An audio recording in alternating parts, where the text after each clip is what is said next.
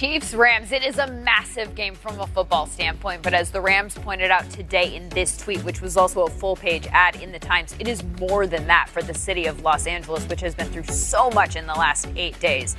To those who have suffered and lost, to those who opened their doors, to the neighbors who embraced strangers, to the first responders who risked their lives, Monday is for you.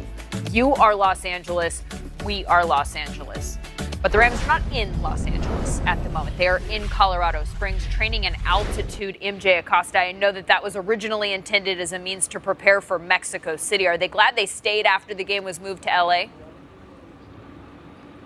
Well, Lindsay, nearly every player and coach that we spoke with has echoed the same sentiment, and that's that the time here they've spent in Colorado Springs has served them well, both strategically and personally, as they continue to navigate through the hardships back home. Now, head coach Sean McVay said earlier this week that training at altitude is never a waste. Now, as we saw from that message from the team, they are playing with so much heart this week. They know what a win at home, especially against the Chiefs, would mean for the city and for the fans. Now, defensive coordinator Wade Phillips started his press conference earlier today with praise for the Chiefs. He credited the strength of their offensive targets and, of course, the outstanding performance we've seen so far from quarterback Patrick Mahomes. He said, listen, this team has won 9 games so far. Mahomes has thrown for 31 touchdowns. We have a pretty good feel for what they can do. Now let's hand it over to Omar Ruiz, who has more from Kansas City.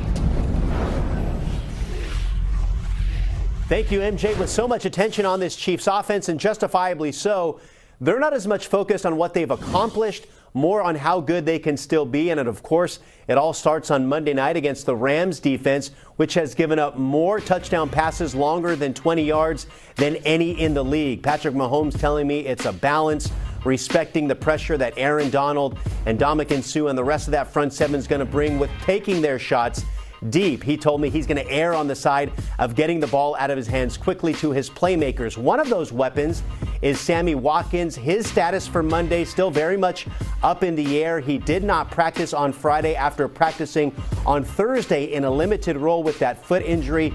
He didn't play on Sunday against the Cardinals. Andy Reid saying earlier this week there's a pretty good chance that Watkins plays against his former team. Let's send it back to you in the studio now, Cole. Omar Goen, thank you, sir. And it's safe to say the Rams and Chiefs match up like racing gas. It's high octane. Now, this is the first time a pair of squads have linked up, averaging 33 points or more in Week 10 or later. Also, just the 11th time ever two combatants have averaged over 33 points per game. So there should be some scorn. But Rod, when it comes to trust issues, I know you may have just a few, but when it comes to a team defensively, which unit do you trust more? You know, everybody talks about the offense because everybody loves the offense and points being scored. It's the defense. Wins championships, defense though, wins right? championship. Okay. Now, which defense do I trust the most? Okay. It's the Rams. Absolutely. Aaron Donald, you got the best interior defensive lineman in the National Football League. He can get to the quarterback the quickest, right? Right. So we know we can get pressure inside. And then we got Marcus Peters. All right, Marcus Peters, listen. And if anybody knows Marcus Peters, it's Kansas City because he was there. That's true. All right, but when 2015 to 2017, he's number 1 in interceptions, number 1 in total turnovers, number 1 in PBUs, number 1 in defensive touchdowns. So where's my signal? Right here? Marcus Peters, you my boy. I love you. Be you. Just go make plays. Quit pressing all the time. Sit back and read your offenses and make some plays for your football team. You guys will win the football game. And don't worry about that gumbo that he and Sean Payton are going to have towards the end of the season. That's going to be later on. We're not worried about that. Because I thought when you said a team that knew him, not Kansas City, but the Saints, they knew him well when they got that win. The Rams, their defense currently ranked 13th overall. So if the Rams, they do bring their defensive A game on Sunday, how can Kansas City find some of those holes and get the W as you tilt your head and kind of look at me with that? Are you kidding me? You do some shade. No, I'm just stating factual information. Okay. That's exactly what happens. Listen, obviously I work for the Rams. I want to put that out there. Okay. But the Chiefs, in order for them to go out there and execute what they want and win a game, you have to feed Kareem Hunt. If you feed Kareem Hunt, the Rams have struggled against the run defensively. It also keeps that offense on the sideline. Feed this young man. He's played well. Don't throw him the ball out of the backfield.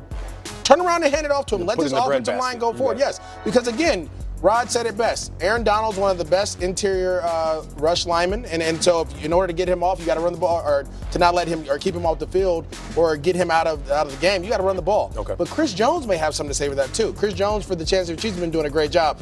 But if I'm the Chiefs, and I know Eric Bieniemy, I know Andy Reid. We had that Friday fast food. You remember that, Andy? A couple years ago. It was beautiful. Run the ball. All right. That's all I can give you. That's all I Running the can ball, do. Kansas City.